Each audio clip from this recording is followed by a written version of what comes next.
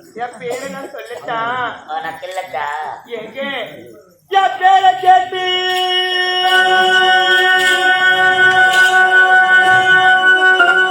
பையா என் பேரை கேட்டு நீ என்ன வேற புடுங்க போற? அம்மா உனக்கு வாயே அகலம் சொன்னா வாழ போற இடம் பெருசாத்தான் இருக்கும்.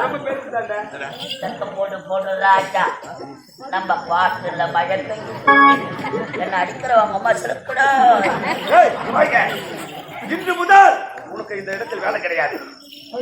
ஒரு வார விடுமுறை.